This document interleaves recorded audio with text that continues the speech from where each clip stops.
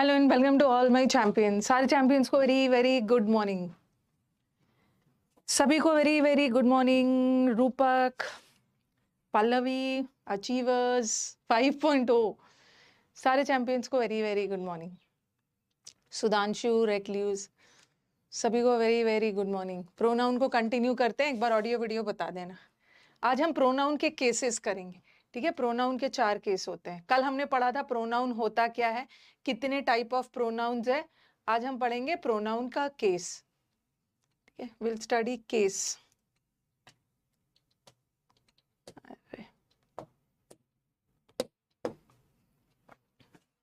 Good morning सभी को, very very good morning. Audio video बता दीजिएगा।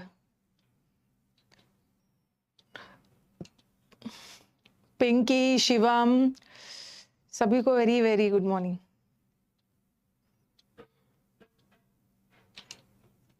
सभी को very very good morning. Audio video बता देना। Everything okay?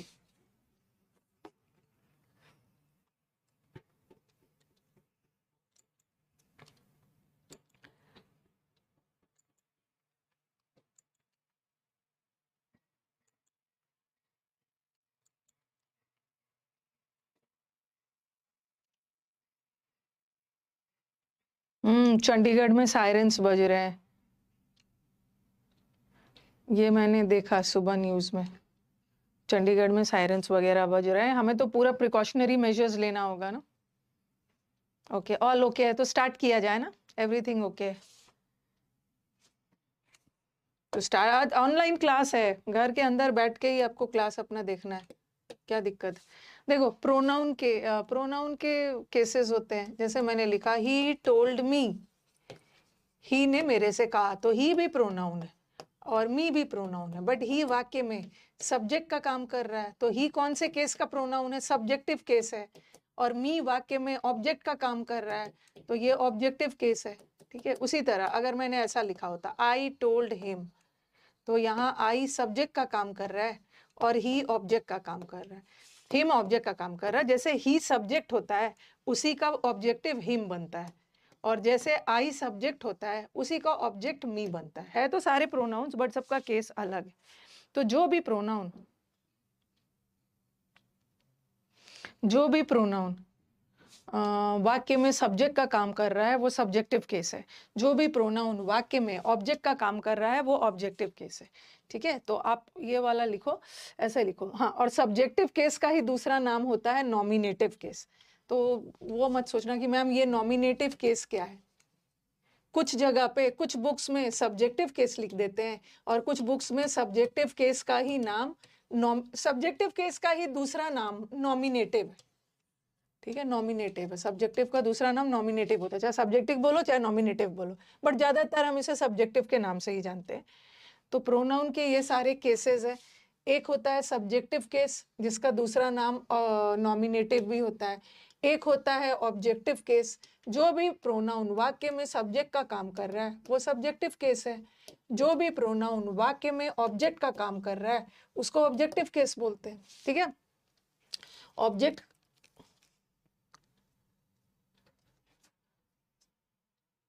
का काम कर रहा है ऑब्जेक्टिव केस है। जो भी प्रोनाउन सब्जेक्ट का काम कर रहा है सब्जेक्टिव केस। और आपने देखा पोजेसिव केस में मैंने 2 चीज लिखा है, क्योंकि बच्चों का कंफ्यूजन हो जाता है। माई को कई बार बच्चे प्रोनाउन समझ लेते हैं। उनको लगेगा कि आई भी प्रोनाउन है तो माई भी तो प्रोनाउन होगा, लेकिन माई प्रोनाउन नहीं होता, वो पोजेसिव एडजेक्टिव होता है। बताऊंगी, पहले आप इसको लिखो।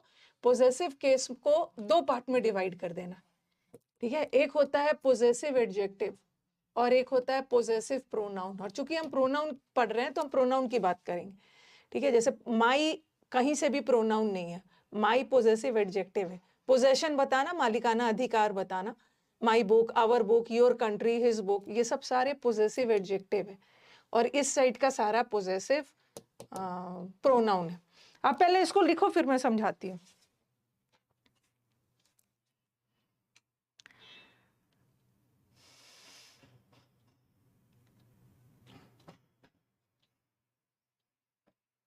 वो तो अंदर से तो वो दुख है ना हमारे। काफी सारे युद्ध होता है ना, तो फिर वही होता है। हमारे भी तो काफी सारे लोग शहीद हो रहे हैं।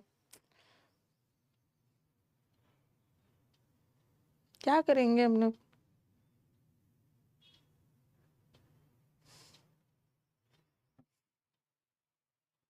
बस हम लोग यही प्रे करेंगे ना यहाँ बैठ के कि हमारे जवानों को भगवान शक्ति दे, उन्हें सुरक्षित रखे।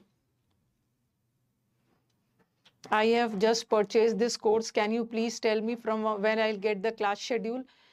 See, this batch is already on the verge of completion. Okay, if you have purchased the batch, okay, if you start watching the classes right from the very first class, now then you'll have no doubts. Okay, just start your class from the very first class. Okay, start the videos, you will have no problems.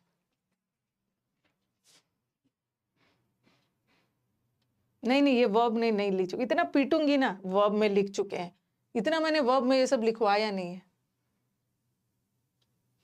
जो भी batch नया purchase किया है ना, अभी आप पहला class से देखना शुरू करो, ग्रामर का, वोकैब का। अभी आप लोग जो नए स्टूडेंट्स हैं, अभी प्रैक्टिस बैच मत देखना। आपको 3 बैच मिला है ना, एक ग्रामर का मिला है, एक वोकैब का मिला है, आप और एक प्रैक्टिस का। प्रैक्टिस बैच को बचा के रखिए बाद के लिए। पहले आप ग्रामर का फर्स्ट क्लास से देखना शुरू करिए और वोकैब का फर्स्ट क्लास, समुद्र मंथन और वोकैबुलरी जो मिला है, ये दोनों देखना शुरू करिए। ये दोनों कंप्लीट करके तब प्रैक्टिस बैच पे आइए।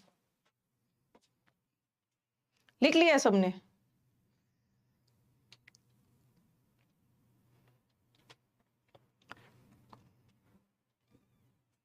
इसको आप पहले लिखो, फिर समझाती हूं मैं।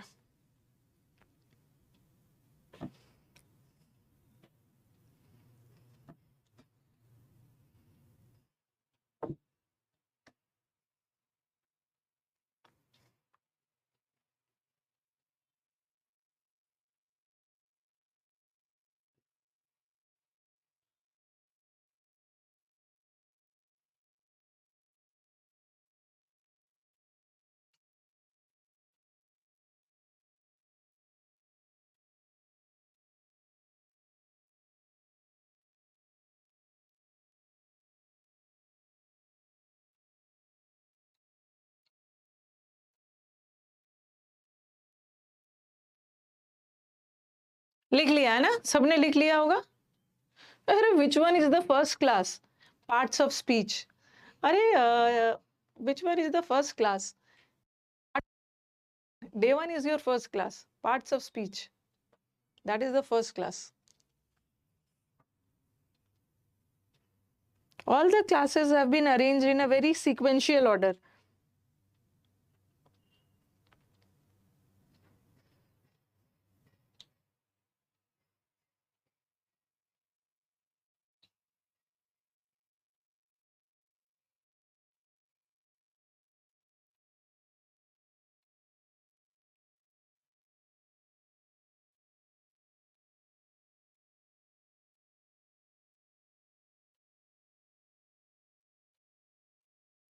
चलो सबने लिख लिया?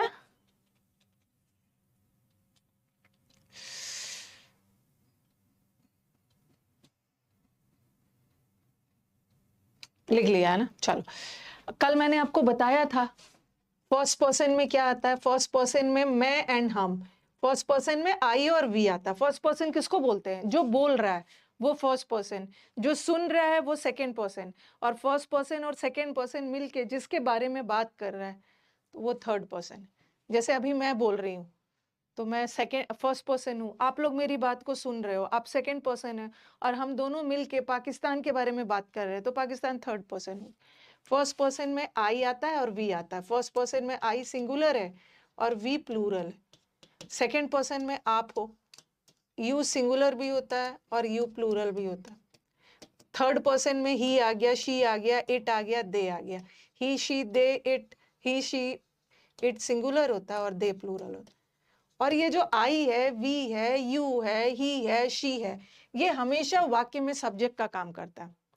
ठीक है, ये वाक्य में कभी भी ऐसा नहीं बोलोगे ही टोल्ड आई, ये गलत है। यहाँ पे हमारा सब्जेक्ट है ही और ये है वर्ब, और सब्जेक्ट और वर्ब के बाद ऑब्जेक्ट चाहिए ना। बट आई तो हमेशा सब्जेक्ट की तरह यूज होता है, बट हमें तो यहाँ पे ऑब्जेक्ट चाहिए और आई का ऑब्जेक्ट मी होता है, तो ही टोल्ड आई नहीं होगा, मी।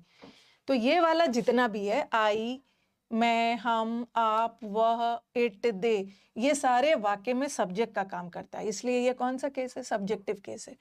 ठीक है, आई मतलब मैं, मी मतलब मुझे, वी मतलब हम, हमें, आप, ठीक है, यू, यहाँ भी आप, यू का ऑब्जेक्टिव भी यू बनता है। ही मतलब वह, उसे, शी मतलब वह उसे, दे मतलब वे उन्हें। तो ये सारा जो है ये वाक्य में ऑब्जेक्ट का काम करता है, तो ये ऑब्जेक्टिव केस है, और ये सारा सब्जेक्ट का काम करता है, इसलिए सब्जेक्टिव केस। ठीक है। और एक चीज देखो, इट का सब्जेक्ट और ऑब्जेक्ट सेम दिख रहा है, और यू का भी सब्जेक्ट और ऑब्जेक्ट सेम दिख रहा है, बाकी का अलग अलग है। तो आप बोलोगे मैम कैसे डिसाइड करेंगे? सेंटेंस देख के डिसाइड कर लेना। देखो मैंने लिखा it killed the cat, it ने कैट को मार डाला, और द कैट किल्ड इट, और इट का ऑब्जेक्टिव और सब्जेक्टिव सेम होता है ना। ओके, इट का ऑब्जेक्टिव और सब्जेक्टिव सेम होता है, तो यहाँ इट को सब्जेक्ट की तरह यूज किया जा रहा है, तो यहाँ का इट सब्जेक्टिव केस है। यहाँ का इट को ऑब्जेक्ट की तरह यूज किया जा रहा है, यहाँ का इट ऑब्जेक्टिव है। वो तो सेंटेंस के अकॉर्डिंग, ठीक है, सेंटेंस के अकॉर्डिंग डिसाइड करना है। फिर मैंने लिखा आई टोल्ड यू, और फिर लिखा यू टोल्ड मी। तो यू का सब्जेक्टिव और ऑब्जेक्टिव सेम होता है, वो तो सेंटेंस देख के डिसाइड करो। यहाँ का यू सब्जेक्ट हो ही नहीं सकता, क्योंकि सब्जेक्ट तो आई है। आई, सब्जेक्ट ने बोला किसी ऑब्जेक्ट से, तो यहाँ का यू ऑब्जेक्ट हो गया, और यहाँ का यू सब्जेक्ट हो गया। तो यू का सब्जेक्टिव और ऑब्जेक्टिव सेम होता है, वो सेंटेंस देख के डिसाइड कर लेना कहाँ ऑब्जेक्ट है कहाँ सब्जेक्ट। उसी तरह इट का भी सब्जेक्ट ऑब्जेक्ट सेम होता है। ठीक है, तो यही वाला था। देखो ये दोनों का सेम है। अब आ जाओ पोजेसिव केस। पोजेसिव केस में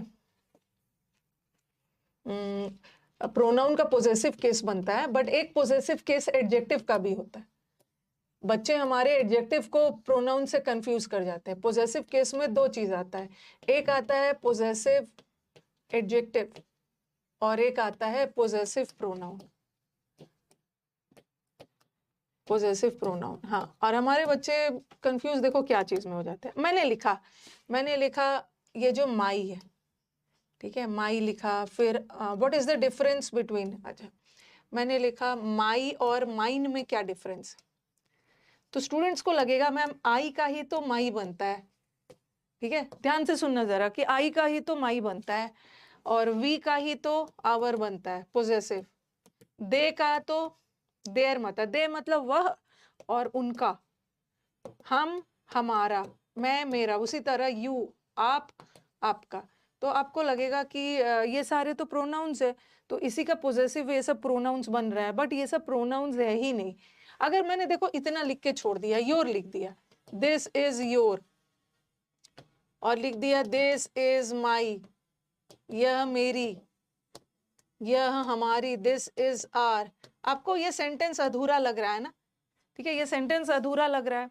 ओके, दिस इज योर, यह आपका, तो आपको अधूरा लग रहा क्या, कुछ बाद में नाउन चाहिए ना। दिस इज योर बुक या दिस इज योर कंट्री, तो योर अपने आप में अधूरा मीनिंग दे रहा है।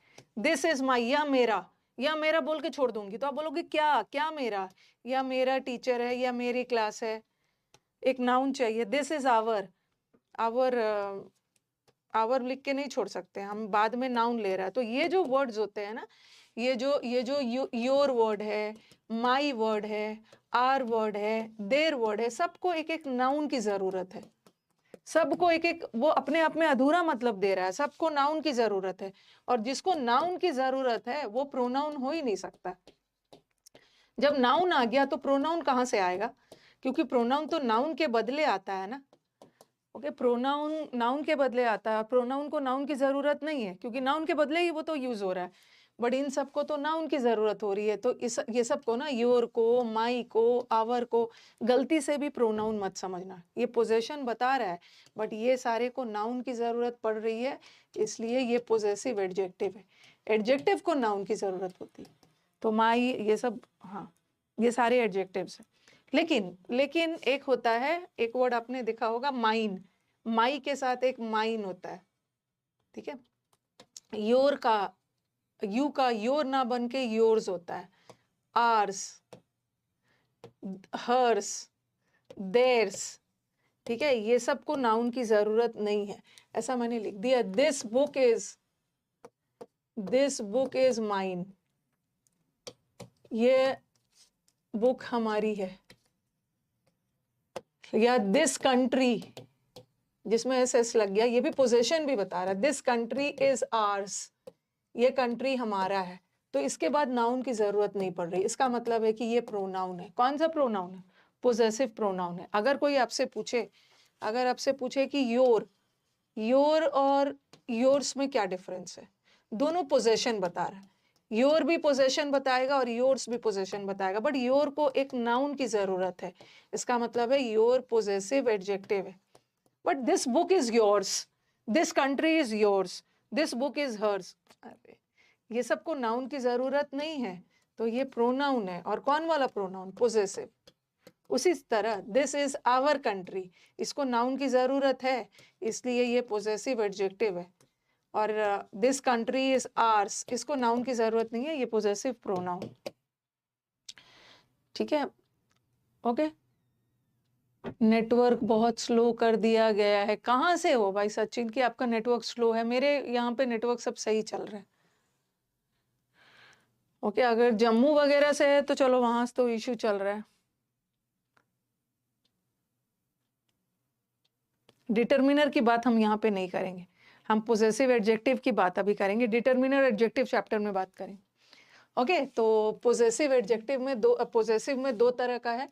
ये my, our, your, his, her, its, their, ये सब को एक एक नाउन की जरूरत है। ये सारे वर्ड अपने आप में अधूरा है। This is my country, this is our country, this is your country, this is his book, her book, तो ये सब को नाउन की जरूरत है। और जिसको नाउन की जरूरत है वो तो प्रोनाउन हो ही नहीं सकता, वो तो पोजेसिव एडजेक्टिव है। और माइन जो है, माई और माइन में क्या डिफरेंस है? दोनों पोजेशन बता रहा, बट ये पोजेसिव एडजेक्टिव है, ये possessive pronoun. Our possessive adjective है, आज possessive pronoun. Your possessive adjective yours, his तो दोनों सेम है, हर्स, इट का तो नहीं बनता है, और दे का देयर्स। ठीक है, पंजाब थोड़ा सा इंटरनेट हाँ हुआ है भाई, डिस्टरबेंस है तो थोड़ा चल ही रहा होगा। कल तो रात में बहुत ज्यादा ही एक्टिव हो गया था। ओके, कल का जो माहौल था कुछ रात में 9-10 बजे के करीब कुछ ज्यादा ही एक्टिव हो गया था। ऐसा लग रहा था कि आज पाकिस्तान को रात सुबह लेके ही आ जाएंगे वापस।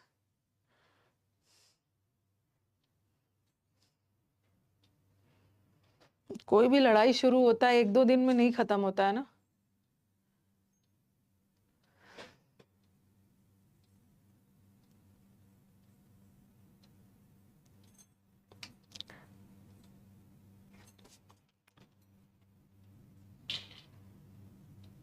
मेरे को कहाँ से वीडियो भेज दोगे? मेरे पास आपका नंबर थोड़ी है, टीम के पास गया होगा। मेरे पास कहाँ से आपका वीडियो आएगा?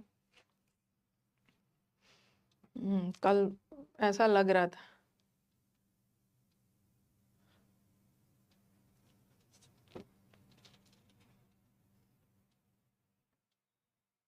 लेकिन ठीक है, कहीं ना चलो ये सब होता है, बट वॉर हम लोग अभी घर पे बैठ के टीवी पे सब मजे ले रहे हैं। ठीक है, मजे ले रहे हैं क्योंकि अभी हम अपने सोल्जर्स की वजह से इतने सुरक्षित है ना, कोई प्रभाव नहीं दिख रहा है, तो हम मजे ले रहे हैं। बट आप समझ सकते हो, क्योंकि चीजें जब एस्केलेट होती है ना तो सब इफेक्टेड होता है। एक डर का माहौल तो हो जाता है, प्रिकॉशनरी मेजर लेता है, और मरते युद्ध में बहुत बुरा लगता है।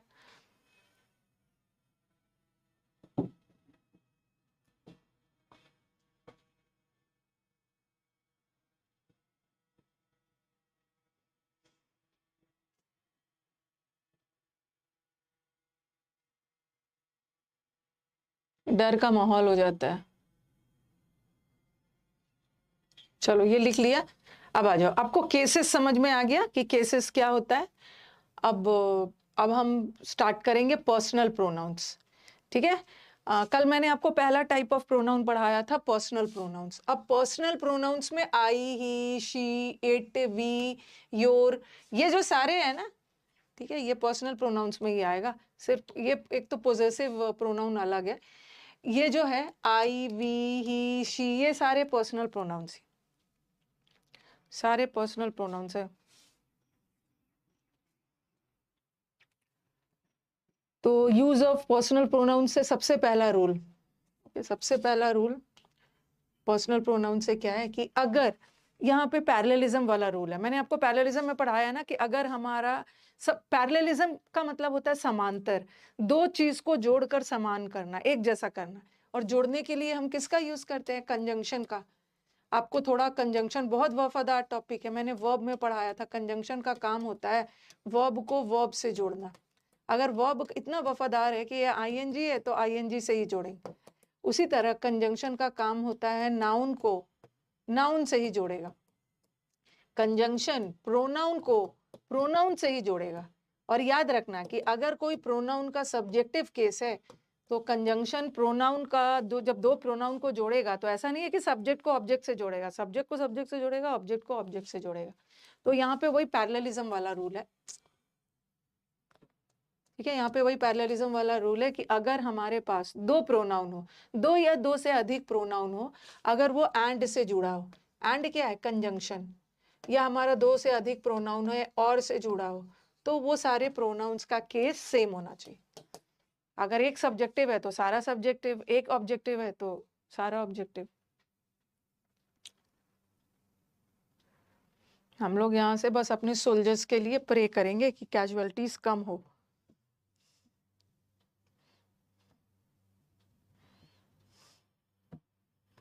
मजा लेने के लिए मजा आ रहा है, मजा आ रहा है, कैसे कोई बोल सकता है?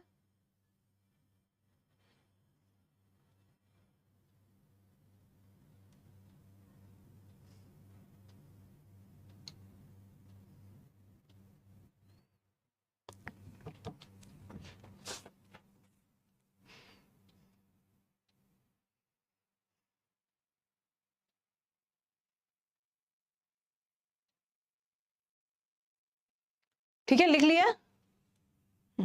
अगर हमारा दो, इट्स जो होता है ना वो कभी भी पोजेसिव प्रोनाउन नहीं होगा। इट्स जब भी होगा पोजेसिव एडजेक्टिव होगा, इसलिए मैंने वहां पे डैश डाल दिया।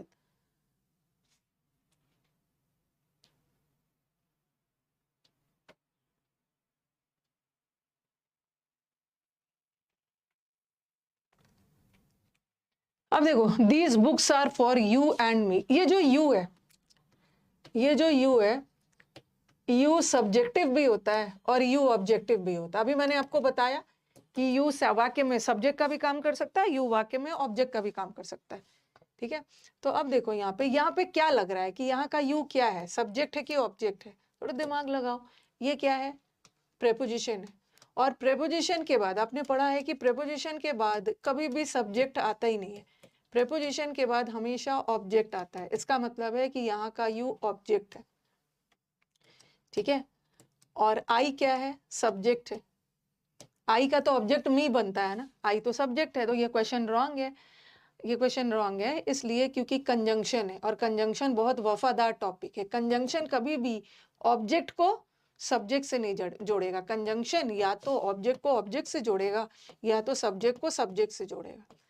तो अब आपके दिमाग में आएगा मैम ऐसा भी तो कर सकते हैं, इसको सब्जेक्ट देख के इसको भी सब्जेक्ट बना देते हैं, या इसको ऑब्जेक्ट देख के इसको भी ऑब्जेक्ट बना देते हैं। देखो कि हमें नीड क्या की जरूरत है। हमें तो अपना सब्जेक्ट मिल गया है, हमें तो अपना सब्जेक्ट मिल गया है। और प्रेपोजिशन के बाद कभी भी सब्जेक्ट नहीं चाहिए, प्रेपोजिशन के बाद तो हमेशा ऑब्जेक्ट चाहिए। तो इसको तो हमने ऑब्जेक्ट माना ही है, तो इसको भी ऑब्जेक्टिव कर दो। फॉर यू एंड आई नहीं होगा, फॉर यू एंड मी।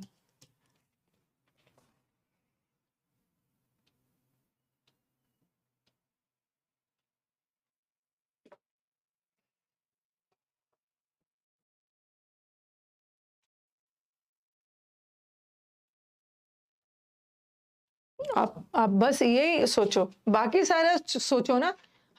हमारा काम जो चल रहा है दूसरे कंट्री में वो तो चल ही रहा है। आप यही सोचो, कल रात जब पूरी रात सेना हमारे लड़ रही थी, बॉर्डर सिक्योरिटी सारे, सीआईएसएफ, बीएसएफ, सब सेना, नेवी, एयरफोर्स बिजी था और हम लोग कल कितनी अच्छे से रात में सो रहे थे। दैट इज वाई ना कि that is why we are proud of our soldiers. इनका जितना भी हम ग्रेटिट्यूड, आभार प्रकट करें उतना कम है। हम लोग रात में निश्चिंत होकर सो रहे थे। आखिर आखिर किसी के भरोसे हम लोग कल निश्चिंत होकर सो रहे होंगे ना, आज बैठ के हम लोग क्लास ले रहे हैं। कोई तो है हमारी रक्षा कर रहे हैं। You and I will do the work. अब यहाँ पे विल क्या है, विल डू वर्ब है, और वर्ब को क्या चाहिए, वर्ब को सब्जेक्ट चाहिए। तो यहाँ का यू को ऑब्जेक्ट मत मानना, सब्जेक्ट मानना। और यहाँ पे मैंने आई को मी में बदला, क्योंकि यहाँ हमें ऑब्जेक्ट की जरूरत थी, प्रेपोजिशन के बाद ऑब्जेक्ट आता है। बट यहाँ हमें ऑब्जेक्ट की जरूरत नहीं है, वर्ब को ऑब्जेक्ट नहीं चाहिए, वर्ब को तो सब्जेक्ट चाहिए, और आई भी सब्जेक्टिव केस। सही।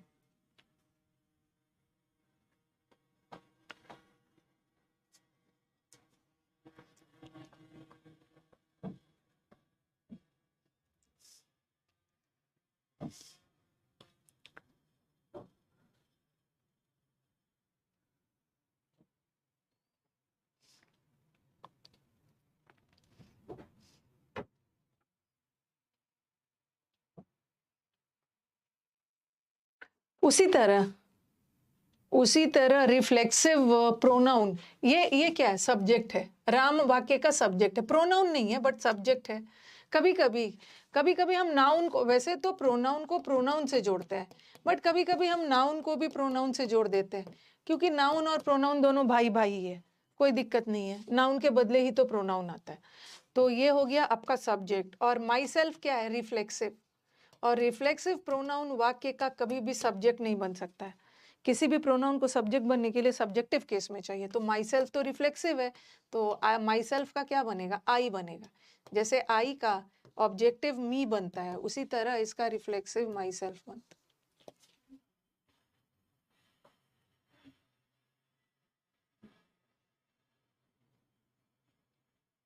है। सेल्फ सेल्फ वाले वर्ड कभी भी वाक्य का सब्जेक्ट नहीं बन सकता है। किसी इंटरव्यू में जाते हो और आपसे कोई पूछेगा कि अपने आप को इंट्रोड्यूस करो, तो आप बोल देते हो ना, माई सेल्फ राहुल।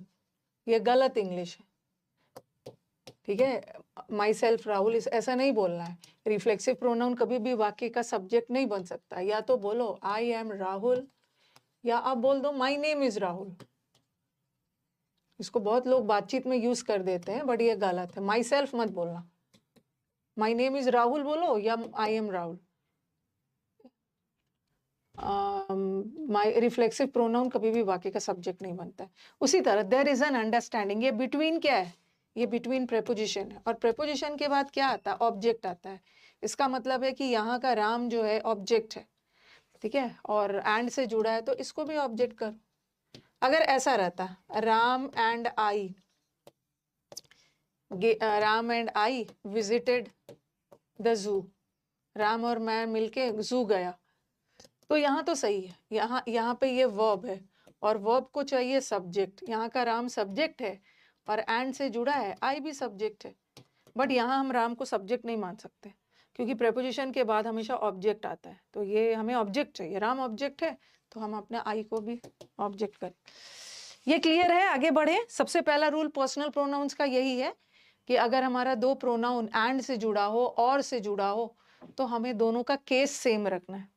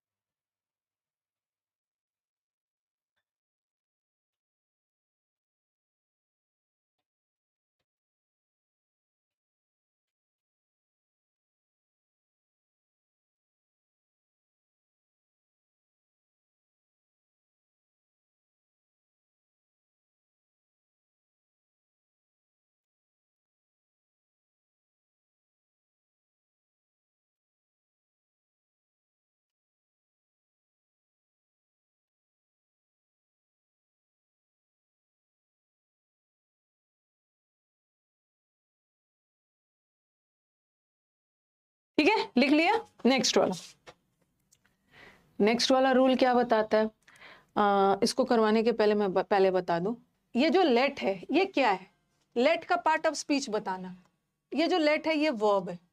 लेट का तीनों फॉर्म सेम होता है, ठीक है। जैसे आई लेट हिम, ये हमने एक्टिव पैसिव में पढ़ा है ना। लेट वर्ड से हम ऑर्डर भी करते हैं, लेट वर्ड से हम एडवाइस भी देते हैं, लेट वर्ड से परमिशन भी देते हैं।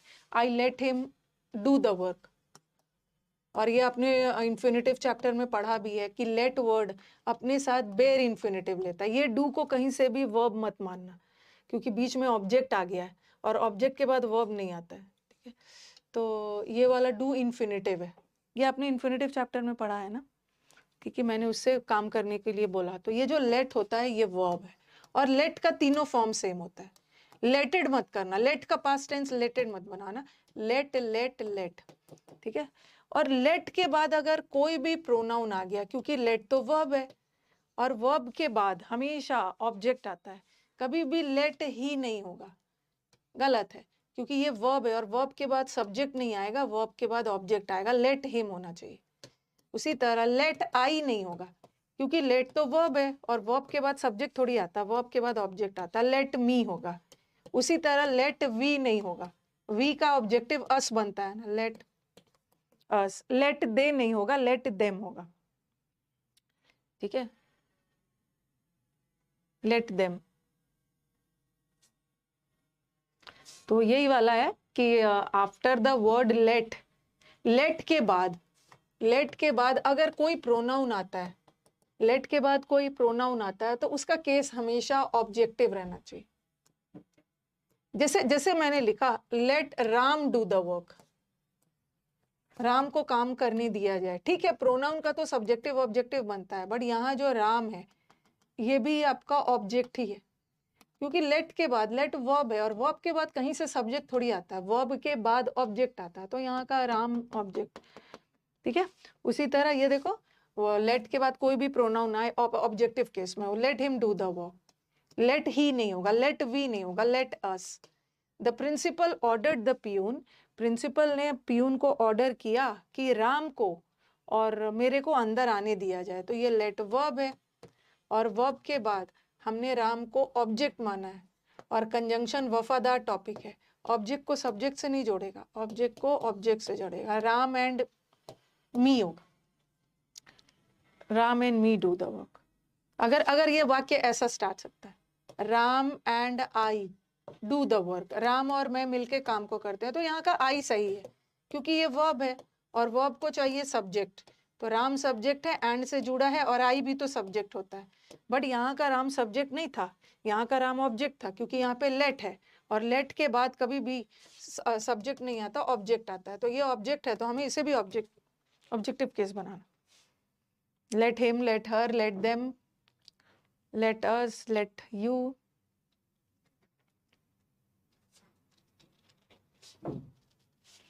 इसको भी कॉपी करिए, ये सेकंड रूल है। अब थर्ड पे चलेंगे।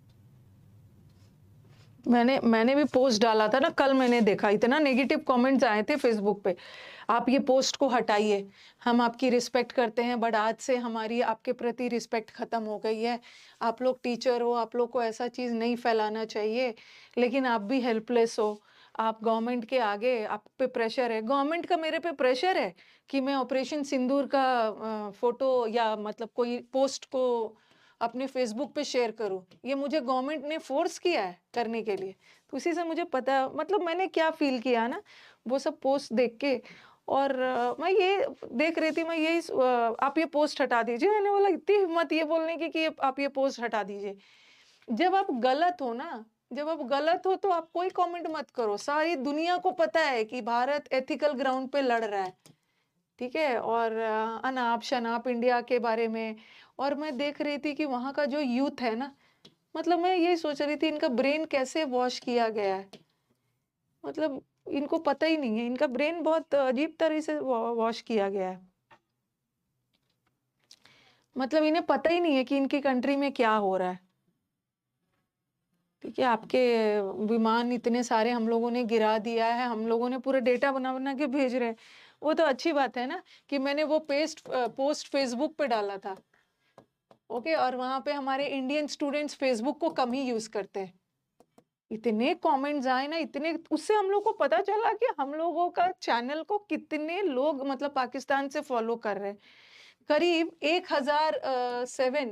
1700 कमेंट्स आए थे। ओके, ऑपरेशन सिंदूर, हाँ, ऑपरेशन सिंदूर वाले पोस्ट पे 1700 कमेंट्स आए थे। और मुझे थोड़ा हंसी भी आ रही थी कि वहाँ के यूथ ना मतलब कैसे उनको ब्रेन वॉश किया है, उन्हें पता भी नहीं। वो तो शुक्र मनाओ कि इंडिया के बच्चे कम फेसबुक पे होते हैं, नहीं तो आप लोग को क्या क्या बोल के वो चले जाते हैं, क्या क्या बोल के चले जाते हैं।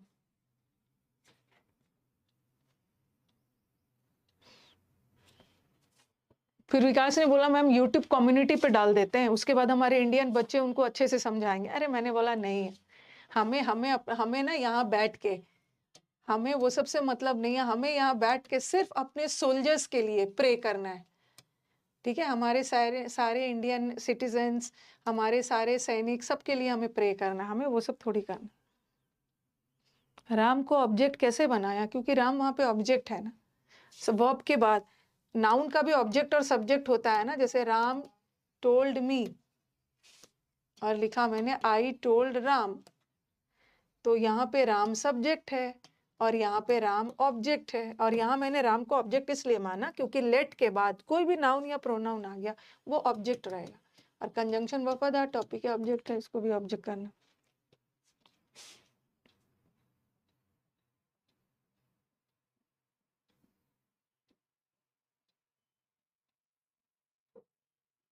वहाँ के यूथ वही क्या किया कि आप टीचर हो के ऐसा कर रहे हो, इतना हेट फैला रहे हो। अरे हेट हम लोग फैला रहे हैं, वो मानने के लिए तैयार ही नहीं है कि उनके यहाँ टेररिस्ट है। इंडिया को टेररिस्ट बोल रहे हैं, इंडिया को टेररिस्ट बोल दे रहे हैं, टेररिस्ट कंट्री, वो मानने के लिए रेडी नहीं है।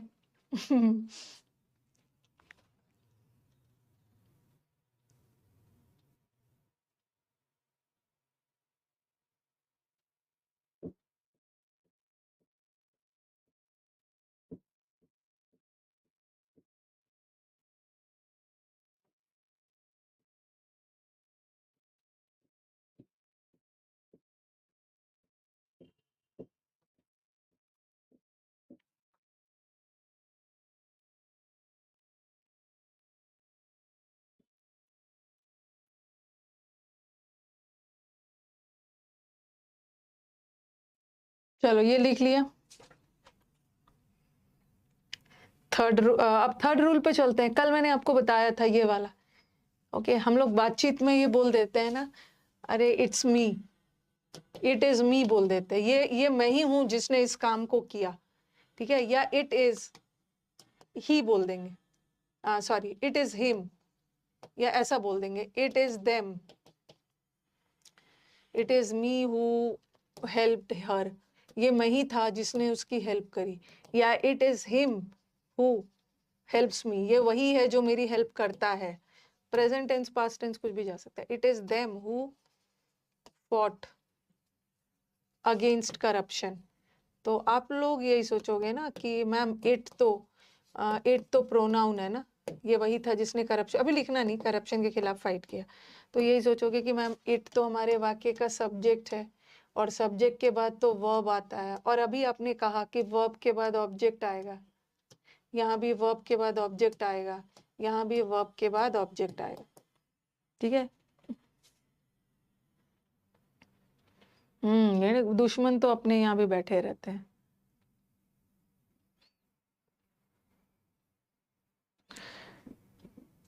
तो it is me who helped हर, तो आप बोलोगे ये सब्जेक्ट है, ये वर्ब है और ऑब्जेक्ट है। अगर ये चलो ये वर्ब है, तो यहाँ भी तो एक वर्ब है, यहाँ भी तो एक वर्ब है, यहाँ भी तो एक वर्ब है, और यहाँ भी तो एक वर्ब है।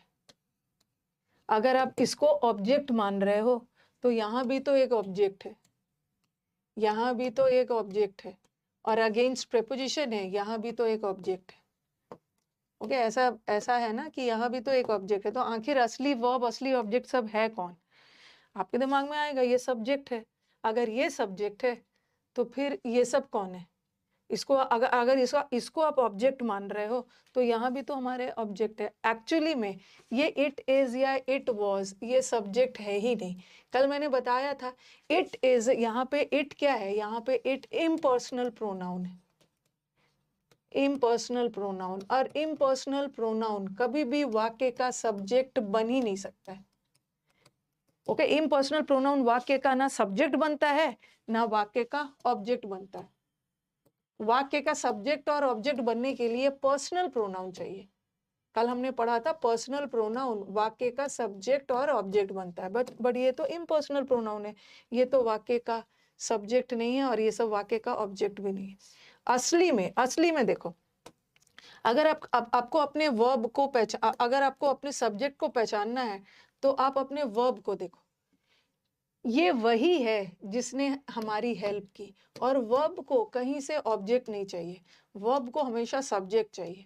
तो यहाँ पे आई लगाना, ठीक है। आई हेल्प्ड हर, हिम हेल्प्स हर नहीं होगा, ही हेल्प्स हर। उसी तरह देम फॉट नहीं होगा, दे फॉट। तो मैं ये बताना चाह रही हूँ कि इट इज के बाद या इट वॉज के बाद, ठीक है, वॉज भी लगा दिया अगर मैंने, इट इज या इट वॉज के बाद अगर कोई भी प्रोनाउन आ रहा है तो वो हमेशा सब्जेक्टिव केस होना चाहिए, क्योंकि आगे जाके जो वर्ब लगा होगा वो ऑब्जेक्ट के लिए नहीं लगेगा, सब्जेक्ट के लिए लगेगा। तो after the phrases it is, ये मैं ही हूँ या ये मैं ही था जिसने उसकी हेल्प की, इसके बाद सब्जेक्टिव केस लगे, ठीक है। तो इट वॉज हिम नहीं होगा, इट वॉज ही, क्योंकि ये वर्ब है और वर्ब को चाहिए सब्जेक्ट, बट हिम तो ऑब्जेक्ट है, ये नहीं, इम्पर्सनल प्रोनाउन।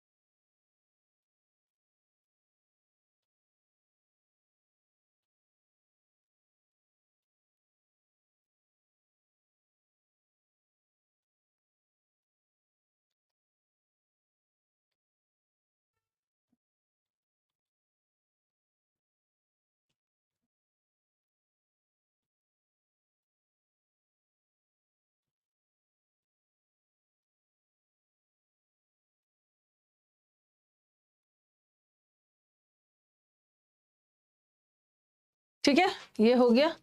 नेक्स्ट आ जाओ, और भी एग्जांपल्स होगा।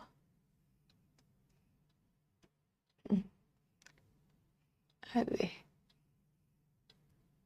It is me, it is me नहीं होगा, ठीक है, इट इज आई। और अरे ये रॉन्ग है। और भी एक जगह पे एरर है कि आई के साथ कभी भी इज नहीं होता, आई के साथ हमेशा एम होता। अगर ऐसा रहता ना, इट वॉज, इट इज या इट वॉज ही, ठीक है, हु या प्रेजेंट टेंस में रखूं तो it is he who is responsible, हम ही के साथ तो इज लगा सकते, बट अगर आई रहता it is I who is responsible नहीं लगा सकते, क्योंकि ये जो हु लगा है रिलेटिव प्रोनाउन आई के लिए, आई के साथ कभी भी इज नहीं लगता, आई के साथ एम लगता। दे रहता तो आर लगा देते। ये इट इज या इट वॉज निकिता सब्जेक्ट है ही नहीं, ओके, ये एक डमी प्रोनाउन है। इट इज या इट वॉज से हम अपने सब्जेक्ट को इंट्रोड्यूस करते हैं, यहाँ पे सब्जेक्ट आई है, it is I, it is he, it is they, it is Ram. It is या इट वॉज कभी भी वाक्य का सब्जेक्ट बनेगा ही नहीं, इससे हम अपने सब्जेक्ट, आने वाले सब्जेक्ट को इंट्रोड्यूस करते हैं। ये इम्पर्सनल प्रोनाउन है और इम्पर्सनल प्रोनाउन वाक्य का सब्जेक्ट नहीं बन सकता है। चलो ये भी हो गया। हाँ, अब जरा सेंटेंस देखना, ये वाला भी अच्छा सेंटेंस है। इफ आई वर ही या हिम, अगर मैं उसकी जगह रहता तो मैं उसे पैसों की हेल्प करता। अब जरा देखना, ये इसीलिए ना थोड़ा सा सेंस भी देखना होता है। ये सब्जेक्ट है और ये ऑब्जेक्ट, अगेन यहाँ पे सॉरी ये सब्जेक्ट है और मी ऑब्जेक्ट। अब आपके दिमाग में फिर ये भी आ सकता है कि मैम आई तो हमारे वाक्य का जैसे लिखा मैंने, इफ आई वर हिम, अगर मैं उसकी जगह रहता तो मैं उसकी हेल्प करता। तो अगेन आपके दिमाग में जाएगा मैम आई तो सब्जेक्ट है, ये तो वर्ब है, और वर्ब के बाद तो ऑब्जेक्ट चाहिए ही। ठीक है, वर्ब के बाद ऑब्जेक्ट चाहिए ही, लेकिन यहाँ पे हिम ऑब्जेक्ट नहीं है। देखो जरा ध्यान से देखना, हिम यहाँ पे ऑब्जेक्ट है ही नहीं, यहाँ पे ऑब्जेक्ट हर है। यहाँ पे वो क्या बोल रहे हैं कि अगर मैं उसकी जगह पे रहता है, तो आई हमारे वाक्य का सब्जेक्ट है, और सब्जेक्ट अपने आप को सब्जेक्ट की जगह पे रखेगा। सब्जेक्ट अपने आप को ऑब्जेक्ट की जगह पे थोड़ी रखेगा। आई बोल रहा है कि आई सब्जेक्ट है, अगर मैं उसकी जगह पे रहता तो मैं उस लड़की की हेल्प करता। इसका मतलब है देखो यहाँ पे एक आई है और एक ही है, और ये दोनों को मिलके हर की हेल्प करनी है। तो आई कह रहा है आई हमारे वाक्य का सब्जेक्ट है।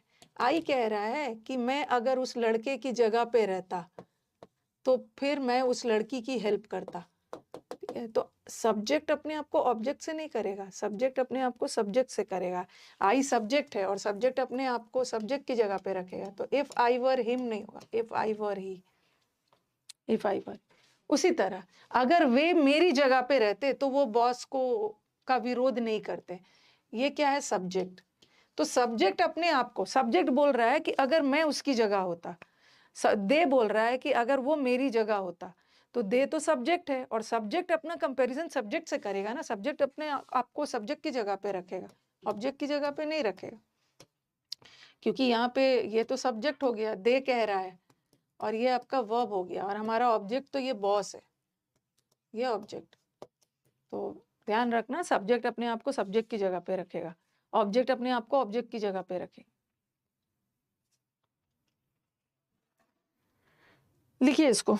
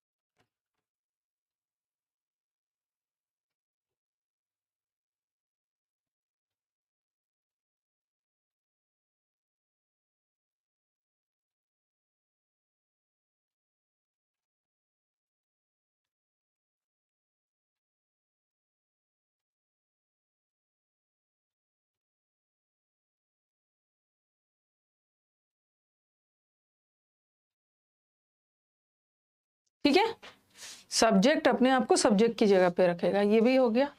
अब आ जाओ, हाँ, और भी सी और D. I suppose Ram to be Shyam.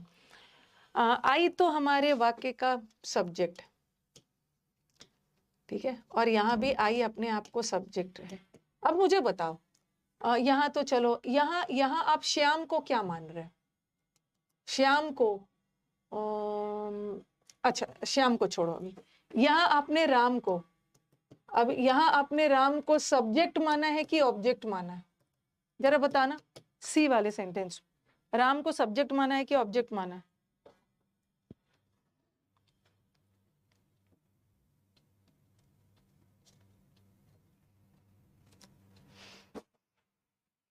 यहाँ जो आई है ना, अपने आप को राम की जगह पे नहीं रख रहा। अगर ऐसा रहता, इफ आई वर राम, अगर मैं राम की जगह होता, ठीक है, तो आई सब्जेक्ट है, और सब्जेक्ट अपने आप को सब्जेक्ट की जगह पे रखेगा। अगर मैं राम की जगह होता तो मैं ये करता। ओके, तो यहाँ पे तो राम सब्जेक्ट है, क्योंकि आई अपने आप को, आई सब्जेक्ट है, अपने आप को राम की जगह पे रख रहा है।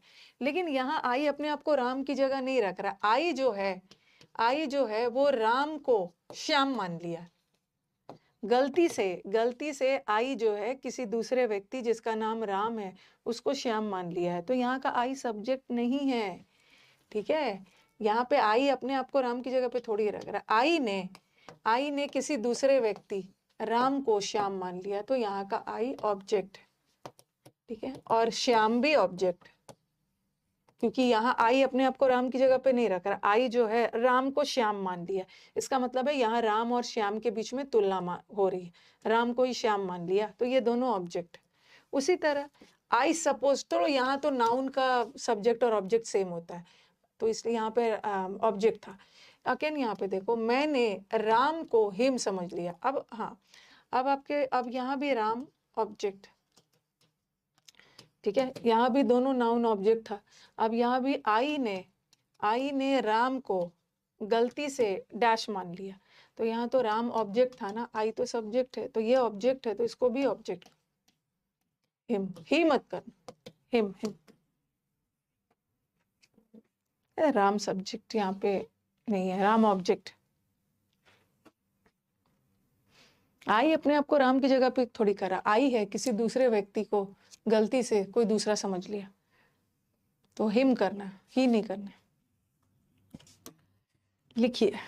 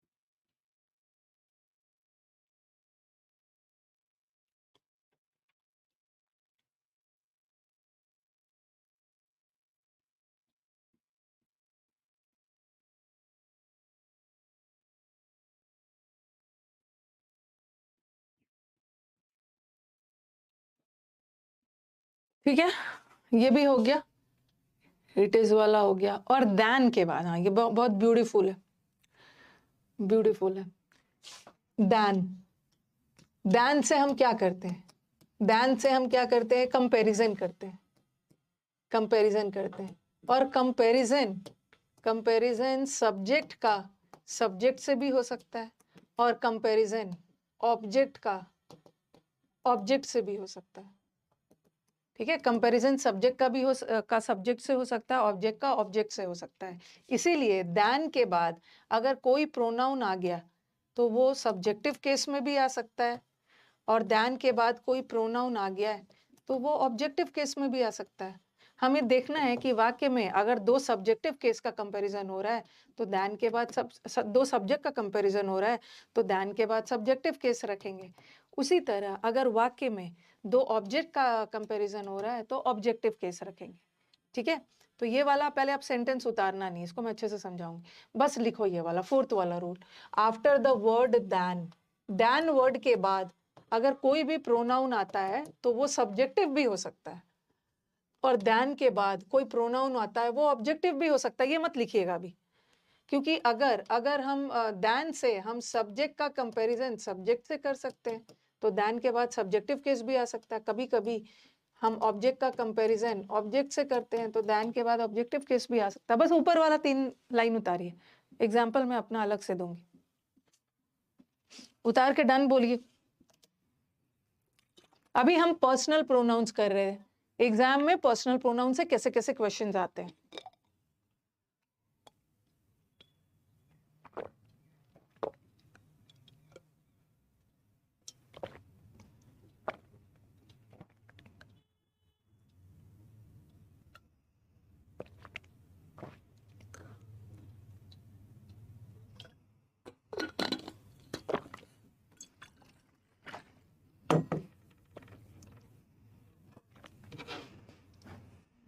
आज हम लोग पर्सनल प्रोनाउंस खत्म कर लेंगे। लिख लिया ये, अब थोड़ा इसको अच्छे से समझना है, क्योंकि पहले तो क्वेश्चन देख के समझना होगा ना, कहाँ ऑब्जेक्ट का कंपैरिजन ऑब्जेक्ट से हो रहा है, कहाँ सब्जेक्ट का कंपैरिजन सब्जेक्ट से हो रहा है। एग्जाम्पल लिखो,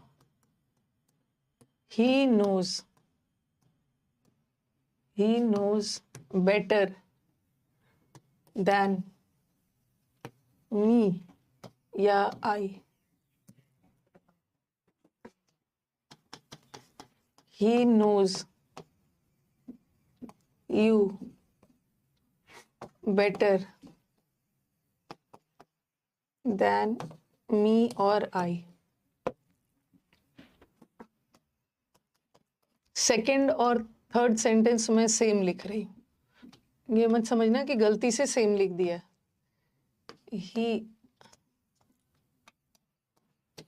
he knows you better than me or I।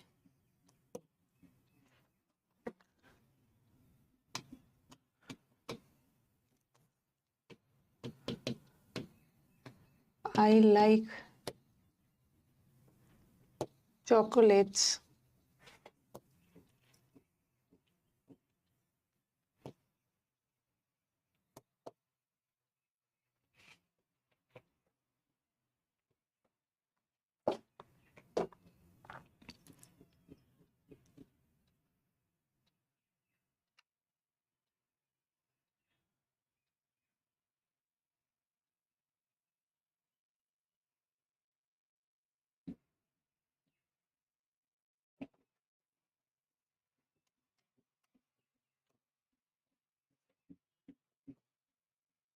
Copy करिए, उसके बाद ये चारों सेंटेंस को कॉपी करके फिर बोर्ड पे ध्यान दीजिए। चाइना ने पाकिस्तान का साथ नहीं दिया। अरे चाइना का इसका दे रहा है क्या साथ?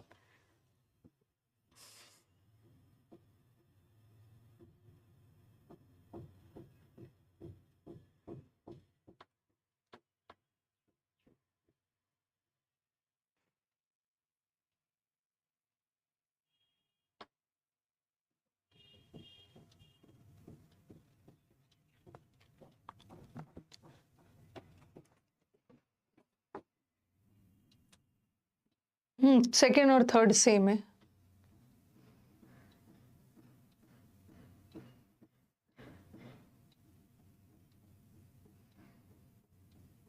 लिख लिया? अब बोर्ड पे ध्यान दीजिए। ऊपर में कितने लोग दिख रहे हैं? 2 लोगों की बात हो रही है, 2 लोगों की। He knows better than me और आई। यहाँ पे ही है और मी और आई में से एक चुनना है। तो एक साइड में ही है और एक साइड में मी है या आई है, दोनों तो सेम ही है, बस ये ऑब्जेक्ट है और ये सब्जेक्ट। और सेकंड सेंटेंस में 3 लोग हैं, एक ही है, एक यू है और एक मैं।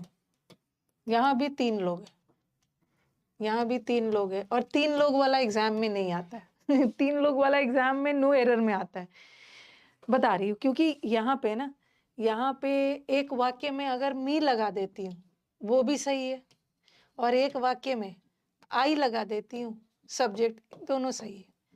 तो ये वाला एग्जाम में इसलिए नहीं आएगा क्योंकि यहाँ पे तो दोनों सही है। देन के बाद ऑब्जेक्ट भी लगा सकते हो, देन के बाद सब्जेक्ट भी लगा सकते हो, बट सेंस अलग जाएगा, बट ग्रामेटिकली दोनों सही है। समझाती हूँ बारी बारी से। He knows better than me, हमें तो देन के बाद हमेशा ऑब्जेक्टिव लगाने की हैबिट है ना। He is better than me, या he is better than her, he is better than him, he is better than you. तो आपको लगेगा हम तो ऑब्जेक्ट लगाते हैं। अब जरा सेंटेंस देखना, यहाँ पे किसके किसके बीच में कंपैरिजन हो रहा है। ही जो है यहाँ पे कंपैरिजन हो रहा है ही का आई से। ही जो है वो मुझसे बेहतर जानता है, तो ही हमारा वाक्य का सब्जेक्ट है। और सब्जेक्ट का कंपैरिजन कभी भी ऑब्जेक्ट से नहीं होगा, सब्जेक्ट का कंपैरिजन हमेशा सब्जेक्ट से होगा। ही जो है वो मुझसे बेहतर जानता है, ठीक है, ही ज्यादा अच्छा जानता है, मैं अच्छा नहीं जानता हूँ, मैं अच्छे से नहीं जानता हूँ। ये मी का मतलब है मुझे, और आई का मतलब है, वैसे तो हिंदी नहीं करना है, लेकिन अगर हिंदी भी करते हैं ना तो ही मतलब वह ज्यादा अच्छे से जानता हूँ, मुझे ज्यादा अच्छे से नहीं जानते। बोलना क्या है, ही ज्यादा अच्छे से जानता है, मैं ज्यादा अच्छे से नहीं जानता हूँ। तो यहाँ पे ही सब्जेक्ट है, सब्जेक्ट का कंपैरिजन सब्जेक्ट से हो रहा है, ठीक है। तो मी मत करना, आई कर देना, ठीक है। पहला वाला तो मुझे कोई दिक्कत नहीं है, पहला ही वाला एग्जाम में ज्यादा आता है। सब्जेक्ट का कंपैरिजन कभी भी ऑब्जेक्ट से नहीं होगा, सब्जेक्ट का कंपैरिजन सब्जेक्ट से होगा। ठीक है, ये हटा रही, ये लिख लिया हमारे स्टूडेंट्स ने, आई लगाना। अब आप बोलोगे कि मैम यहाँ तो दोनों पॉसिबिलिटी है, क्योंकि देन के बाद ऑब्जेक्टिव भी लगा सकते हैं, देन के बाद हम सब्जेक्टिव भी लगा सकते हैं, बट एग्जाम में कैसे पता चलेगा? एग्जाम में ये वाला नहीं आएगा, क्योंकि यहाँ दोनों की संभावना है, बट दोनों का मीनिंग अलग जाएगा। देखो, अगर मैं ऑब्जेक्ट लगाती हूँ तो इस सेंटेंस का मतलब अलग जा रहा है। इस सेंटेंस का मतलब क्या है? ही नोज यू, ही जो है, ठीक है, अगर मैं ऑब्जेक्ट लगा रही हूँ तो इसका मतलब है कि मैं इसको यहाँ पे ऑब्जेक्ट मान रही हूँ। इस सेंटेंस, अगर मैं ऑब्जेक्ट लगा रही हूँ ना, तो ऑब्जेक्ट का कंपैरिजन ऑब्जेक्ट से हो रहा है। इस सेंटेंस का मतलब क्या है? ही जो है वो यू को ज्यादा मतलब ही जो है वो यू को ज्यादा अच्छे से जानता है, ही जो है मेरे को नहीं जानता है। इस सेंटेंस का मतलब क्या जा रहा है, जरा ध्यान से देखना। ही जो है, ठीक है, ही किसको जान रहा है? ही यू को ज्यादा अच्छे से जान रहा है, ही मेरे को अच्छे से नहीं जान रहा है, ठीक है, ही इसको ज्यादा अच्छे से समझता है, मेरे को अच्छे से नहीं समझता है। तो यहाँ पे कंपैरिजन किसके किसके बीच में हो रहा है? यू के बीच में और मेरे बीच में। कहीं से भी मेरा कंपैरिजन ही से नहीं हो रहा है। ही कह रहा है कि मैं इसको ज्यादा अच्छे से जानता हूँ, बट मैं आपको अच्छे से नहीं जानता हूँ, तो कंपैरिजन इन दोनों के बीच में हो रहा है। तो यहाँ पे कंपैरिजन ऑब्जेक्ट का ऑब्जेक्ट से हो रहा है, ठीक है, ऑब्जेक्ट का ऑब्जेक्ट से कंपैरिजन हो रहा है। लेकिन इस सेंटेंस में जहां मैंने सब्जेक्ट लगाया है, यहाँ मतलब अलग जा रहा है। यहाँ पे मतलब क्या जा रहा है? ही जो है ये यू को ज्यादा अच्छे से जान रहा हूं, मैं यू को अच्छे से नहीं जान रहा हूं, ठीक है। जरा सेंटेंस पे ध्यान देना कि यहाँ पे अगर यहाँ पे दोनों पॉसिबिलिटी बन रही है। हम यहाँ देन के बाद ऑब्जेक्ट भी लगा सकते हैं और यहाँ हम देन के बाद सब्जेक्ट भी लगा सकते हैं, बट दोनों का मतलब अलग जा रहा है। जहां पर हम सब्जेक्ट लगा रहे हैं ना, इसका मतलब है कि दो सब्जेक्ट के बीच में कंपैरिजन हो रहा है, इसका और इसका। और जब हम यहाँ ऑब्जेक्ट लगा रहे हैं तो इसका मतलब है ऑब्जेक्ट का कंपैरिजन ऑब्जेक्ट से हो रहा है। तो नीचे वाले सेंटेंस में अगर हम सब्जेक्ट लगाते हैं तो उसका मतलब अलग जा रहा है। ही जो है यू को ज्यादा बेहतर जानता है, मैं यू को ज्यादा अच्छे से नहीं जानता हूँ, ही ज्यादा अच्छे से जानता है। तो मेरे और ही के बीच में कंपैरिजन हो रहा है, किसको लेकर? यू को लेकर। मैं इसको अच्छे से नहीं जान रहा हूँ, लेकिन ही ज्यादा अच्छे से जान रहा है। तो यहाँ पर हम सब्जेक्ट भी डाल सकते हैं। आप बोलोगे मैम एग्जाम में कैसे पता चलेगा? एग्जाम में कैसे पता चलेगा? एग्जाम में ऐसा वाला आएगा नहीं, क्योंकि दोनों की पॉसिबिलिटी है, ठीक है, दोनों की पॉसिबिलिटी है, तो ऐसा वाला आएगा नहीं। एक बार मैं फिर समझाती हूँ। ऊपर वाले सेंटेंस में मैंने ऑब्जेक्ट को ऑब्जेक्ट से किया, उसका मतलब अलग गया। ही जो है वो यू को ज्यादा अच्छे से जान रहा है, ही जो है मुझे अच्छे से नहीं जान रहा है। ही इसको ज्यादा अच्छे से जानता है, मेरे को अच्छे से नहीं जानता है। तो यहाँ पे कंपैरिजन ऑब्जेक्ट का ऑब्जेक्ट से हो रहा है, ठीक है, यहाँ पे कंपैरिजन मेरे और यू के बीच में हो रहा है। लेकिन अगर मैंने ये लिखा ही यू को ज्यादा अच्छे से जानता है और मैं जो हूँ वो यू को ज्यादा अच्छे से नहीं जान रहा हूँ, ही ज्यादा बेहतर जानता है, मैं नहीं जान रहा हूँ, तो मेरे और ही के बीच में हो रहा है। तो यहाँ सब्जेक्ट और सब्जेक्ट का हो रहा है। जब आपको सब्जेक्ट और सब्जेक्ट का करना है तो देन के बाद सब्जेक्टिव केस लगा देना। जहाँ आपको ऑब्जेक्ट का ऑब्जेक्ट से करना है तो ऑब्जेक्टिव केस लगा देना, ठीक है। दोनों की पॉसिबिलिटी है, ये एग्जाम में नहीं आएगा। एग्जाम में ये वाला आएगा, ही इज बेटर देन मी, वो मुझसे बेहतर है। लगेगा कि स्पोकन में तो हम मी भी लगाते हैं, आपको लगेगा कि ये करेक्ट है, बट ये रॉन्ग है, क्योंकि यहाँ पे मेरा कंपैरिजन, ही का कंपैरिजन मेरे से हो रहा है। ओके, मैं ज्यादा अच्छा नहीं हूँ, ज्यादा अच्छा है। ये सब्जेक्ट है, यहाँ भी सब्जेक्ट डाल, यहाँ भी सब्जेक्ट डाल। कोई बात नहीं है, क्वेश्चंस रिपीटेड भी हो जाता है ना, तो उससे कोई लॉस थोड़ी है। रिपीटेड भी है तो बार बार रिवाइज हो गया, कोई लॉस थोड़ी हो रहा है। अब नेक्स्ट वाला सेंटेंस देखना। क्या नेक्स्ट वाले सेंटेंस में बोलोगे मैम यहाँ भी तो 3 चीज का जिक्र है, चॉकलेट्स का और यहाँ। अब मुझे बताना, ठीक है, हम you as an object, you को ऑब्जेक्ट के रूप में आई से कंपेयर कर सकते हैं, बट हम चॉकलेट्स को किसी व्यक्ति से थोड़ी कंपेयर कर सकते हैं,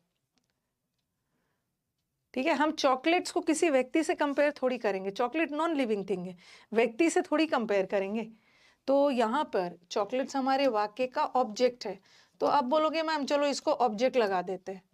आपने तो बोला है दैन के बाद ऑब्जेक्ट भी लग सकता है, यहाँ हम लगा सकते हैं। यू एक व्यक्ति है, व्यक्ति का कंपैरिजन व्यक्ति से, व्यक्ति का कंपैरिजन कर सकते हैं, सब्जेक्ट का कंपैरिजन। लेकिन अगर अगर मैं चॉकलेट्स को मानूं तो इसका इसका मतलब क्या है?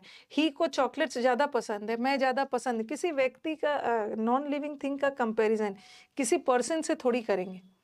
तो ऐसा नहीं है कि हम चॉकलेट्स और मी का कंपैरिजन कर रहे हैं। यहाँ मतलब क्या जा रहा है कि ही जो है इसको चॉकलेट्स ज्यादा पसंद है, मेरे को चॉकलेट्स ज्यादा पसंद नहीं है। ठीक है, ही को चॉकलेट्स ज्यादा पसंद है। तो यहाँ पे सब्जेक्ट का कंपैरिजन सब्जेक्ट से हो रहा है, ऑब्जेक्ट का नहीं करना। आई लगा दे, आई।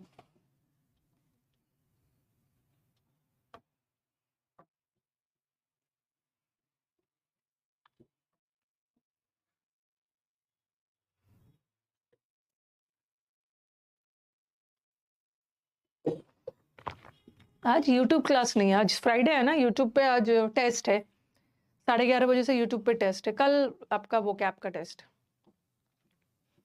यहाँ ही का आई से हो रहा है, यहाँ चॉकलेट्स का आई से नहीं हो रहा है, ही और आई का हो रहा है। ही को ज्यादा चॉकलेट्स पसंद है, मेरे से भी ज्यादा। ठीक है, तो यही वाला था। अब आ जाओ, ये यहाँ तक हो गया।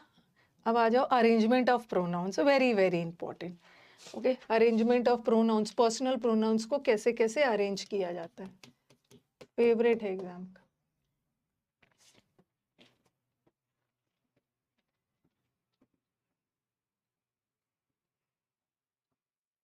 एग्जाम में ऐसा लगा के दे देंगे आई एंड ही, ये गलत है।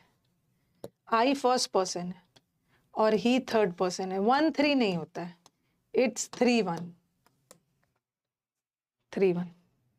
ये देखो, पहले बता देती हूँ, ये वाला आपको रूल याद रखना है, 2-3-1।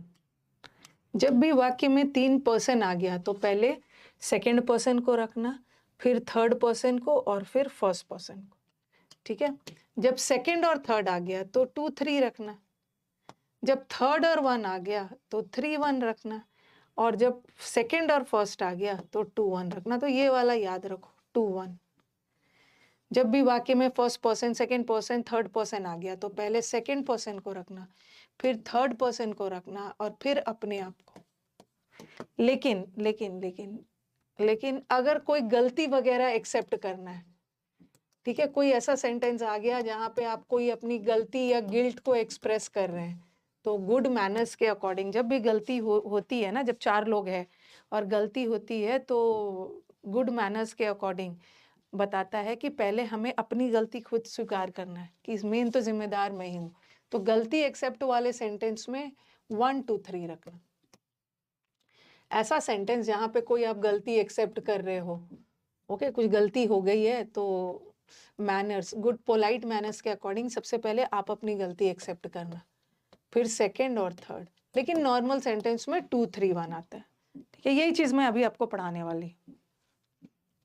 ठीक है, ये देखो, आप लिखो इसको पहले, अरेंजमेंट ऑफ प्रोनाउंस। अगर वाक्य में, एक ही वाक्य में सारे प्रोनाउन एक साथ आ गया, फर्स्ट पर्सन भी आ गया, सेकंड पर्सन का भी जिक्र आ गया, थर्ड पर्सन भी आ गया, तो उस केस में अरेंजमेंट रखना 2-3-1। 2-3-1 मतलब पहले सेकंड पर्सन को रखना। सेकंड, फर्स्ट पर्सन में क्या आता है? फर्स्ट पर्सन में आई और वी, सेकंड पर्सन में यू, और थर्ड पर्सन में ही, शी, दे। और राम चूंकि प्रोनाउन नहीं है बट नाउन ही है, लेकिन थर्ड पर्सन में, थर्ड पर्सन। तो ये एक नॉर्मल सेंटेंस है, हम तीनों मिलके इस काम को टाइम से खत्म कर लेंगे। तो ये 1 first person, you second person और ये थर्ड। लेकिन मैंने क्या बोला है, 1-2-3 कब यूज करना? जब कोई गलती एक्सेप्ट वगैरह सेंटेंस हो। लेकिन ये तो कोई गलती या मिस्टेक एक्सेप्ट वाला सेंटेंस नहीं है, नॉर्मल सेंटेंस है। और नॉर्मल सेंटेंस में 2-3, इसको याद रखना, 2-3-1। तो 2-3-1 में पहले किसको रखोगे? पहले आप, फिर 3, फिर वो, एंड देन मैं। इसका पोजेसिव भी मैं बाद में बताऊंगी कैसे लगाएंगे, यू, ही एंड आई। अगर ऐसा लगा देते, आई राम एंड यू, ये भी गलत होता।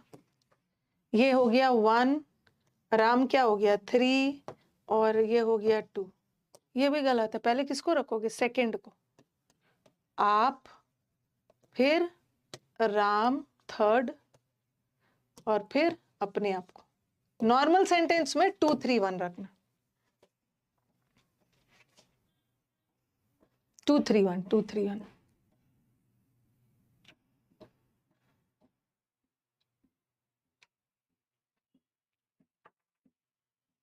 3 2 1 नहीं है, 2 3 1।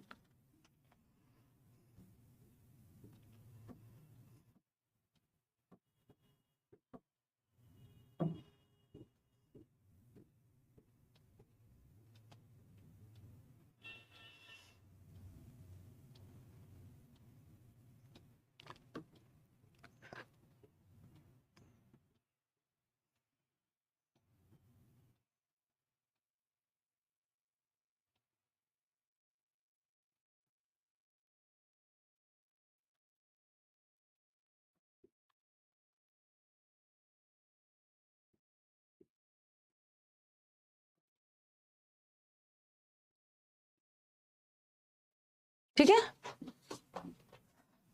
अगर 3 लोग आ गए तो 2 3 1 लगाना। बट 3 लोग हो लेकिन सेंटेंस कन्फेशनल हो। कन्फेशनल सेंटेंस का मतलब ऐसा सेंटेंस जहां पे आप कोई अपनी गलती या मिस्टेक या कोई गिल्ट आपने किया है उसको एक्सेप्ट कर रहे हैं, तो उस अकॉर्डिंग। नॉर्मल सेंटेंस में तो अपने आप को लास्ट में रखना, ठीक है, अपने आप को लास्ट में रखना। जब कोई गलती एक्सेप्ट करना हो तो सबसे पहले अपने आप को सामने लाना। पहले आई, यू एंड 3। तो 2 जगह 1 2 3 होता है। ओके, 2 जगह बता रही हूँ 1 2 3 होता है। एक तो कन्फेशनल सेंटेंस में 1 2 3 लगाना, इसको लिखिए। कन्फेशन करना मतलब अपनी गलती स्वीकार करना। गलती मानने वाला सेंटेंस में, मिस्टेक मानने वाले में 1 2 3 रखना।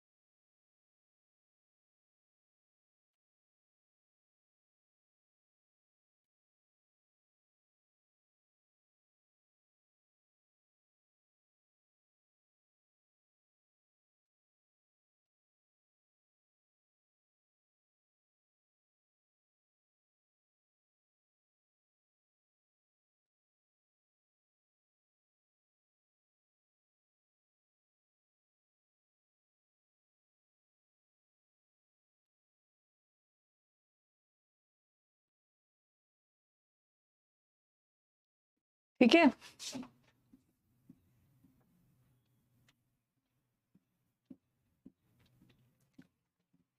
गलती एक्सेप्ट करने वाले में पहले अपने आप को रखो। तो आप बोलोगे मैम यहाँ भी तो 2 3 1 है, पहले आप, फिर वो एंड देन मैं। तो आपने तो 2 3 1 ही बताया है, लेकिन मैंने 2 3 1 नॉर्मल सेंटेंस के लिए बताया। नॉर्मल सेंटेंस के लिए 2 3 1 लगाना। बट अगर अगर कोई गलती एक्सेप्ट वाला आ गया तो वहां पहले अपने आप को रखना। हम तीनों इस गलती के लिए जिम्मेदार हैं, तो पहले अपने आप को, फिर आप एंड देन वो। हो गया ना? 1 2 3।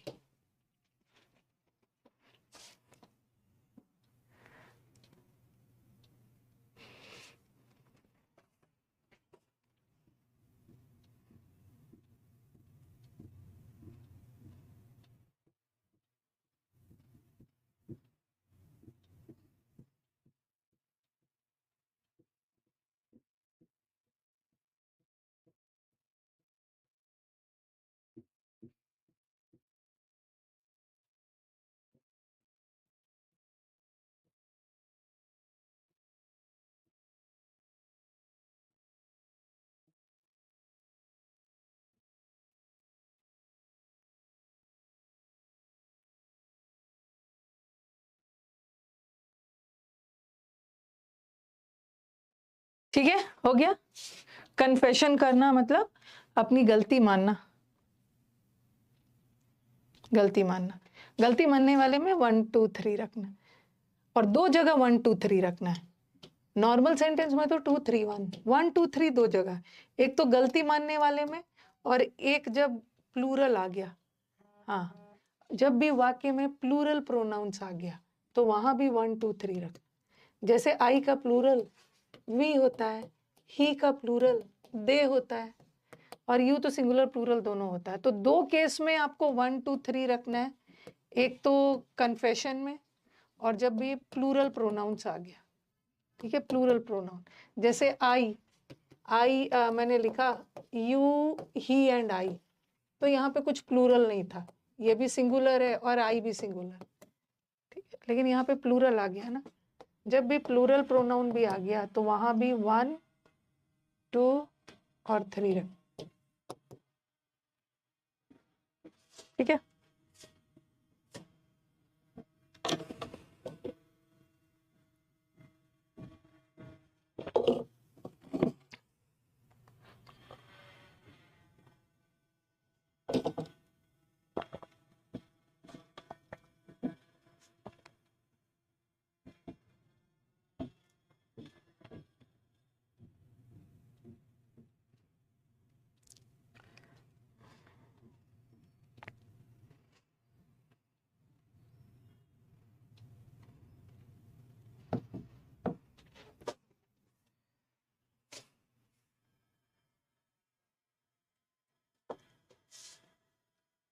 अब वाक्य में, अभी तो मैं 3% की बात करूं, अगर वाक्य में 2% आ गया।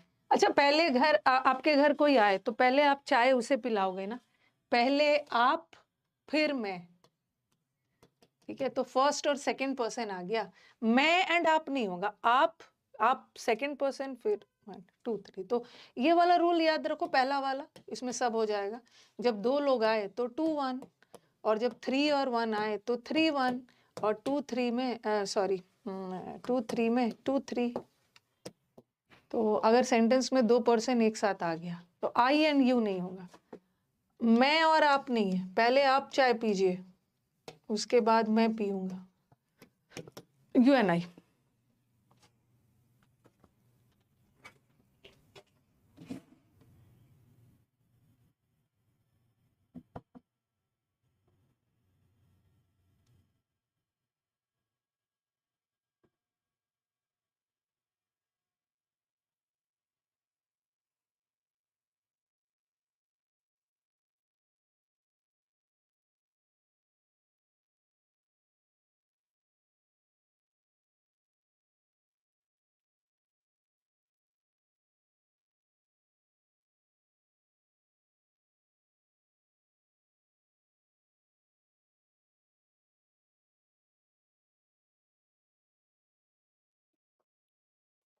ठीक है, अगर अगर 2 3 आ गया, 2 3 में पहले आप फिर वो एंड आप नहीं, आप और वो। 2 3 में 2 ही 3 रहेगा, तो यहाँ पे देखो 3 और 2 लगा दिया, तो पहले आप and then he, you and he, या यू एंड राम, राम भी तो थर्ड पर्सन। कभी भी ही और यू मत लगाना, वह और आप नहीं होगा, आप और वो, यू एंड ही, यू 3 और ये 2 और ये 3। उसी तरह आई और यू नहीं होगा, 1 3 नहीं होगा, 3 1, यू एंड आई। जब हम मंडे को मिलेंगे ना तो हम लोग इसका पोजेसिव भी करेंगे कि मैम अगर पोजेसिव लगाना हो तो किसको देख के लगाएंगे। ही का पोजेसिव तो हिज बनता है, यू का योर बनता है, तो किसको देखना होगा वो सब हम डिटेल में डिस्कस करेंगे।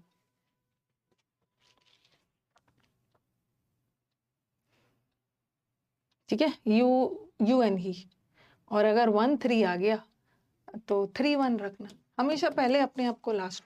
देखो ये फर्स्ट पर्सन है और प्रिया थर्ड पर्सन, 1 3 नहीं होगा, 3 एंड 1, प्रिया एंड आई।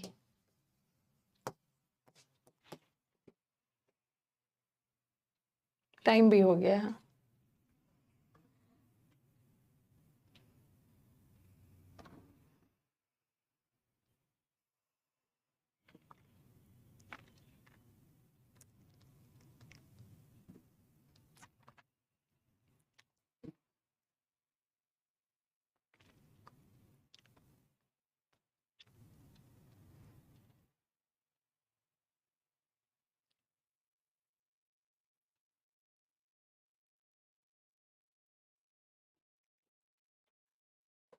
ठीक है, जब हम नेक्स्ट क्लास मिलेंगे ना तो हम लोग पोजेसिव देखेंगे, इसमें टाइम लगेगा थोड़ा। ठीक है, पोजेसिव वाला कैसे लगाना है, वर्ब लगाते समय किसको देखना है। ठीक है, और कल अब 1 बजे तो आपकी बैच है, 1 बजे में आज मैं समुद्र मंथन करवाऊंगी और फिक्स प्रेपोजिशन का एक टेस्ट लेने वाली हूँ। फिक्स प्रेपोजिशन का चौथा टेस्ट 151 से 200 वाला। ओके, ये 1 बजे के बैच में होगा। और कल सारे बच्चे यूट्यूब पे 11:30 बजे आएंगे। यूट्यूब पे मैं वोकैब का टेस्ट लेने वाली हूँ। आपके बैच में टाइम वेस्ट नहीं करूंगी, वहां तो वोकैब को आगे बढ़ा रही हूँ। अभी तक मैंने समुद्र मंथन में जितने भी वर्ड्स पढ़ा दिए हैं उसका टेस्ट, मैराथन। नहीं लिखा एग्जाम्पल, आई एंड प्रिया ने, प्रिया एंड आई।